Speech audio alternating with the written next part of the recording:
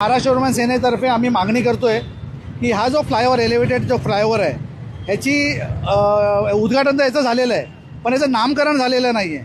तर ज्या व्यक्तीने ज्या आपल्या देशासाठी एवढी सेवा केलेली आहे, मिठापासून ते सोन्यापर्यंत, गाडी असो लोखंड असो, लोकांना दिलेलं आहे, तर त्याने त्याचा स्वतःचा जो इन्कममधून पण म्हणजे त्यांची जी इन्कम होतं त्याच्यामधून 60 ते 65% दान करते.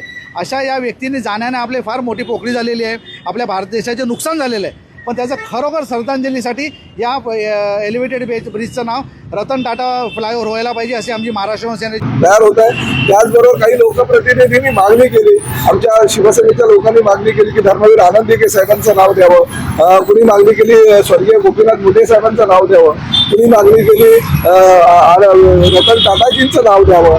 आणि ह्या तिन्ही मागण्या आपण पूर्ण करू शकतो, कारण 3 ब्रिज होत आहेत. या तिन्ही ब्रिजला या दोन मोठे नेते, राजकीय क्षेत्रातले ते एक प्रसिद्ध उद्योगपती यांचं जर नाव दिलं तर शहरातल्या लोकांना सुद्धा आनंद वाटेल. त्यामुळे हे नाव देण्याचं सुद्धा मी निर्णय घेण्याचं विनंती एकनाथ शिंदे साहेबांना करणार आहे आणि तशा प्रकारचं पत्रही त्यांना देणार आहे.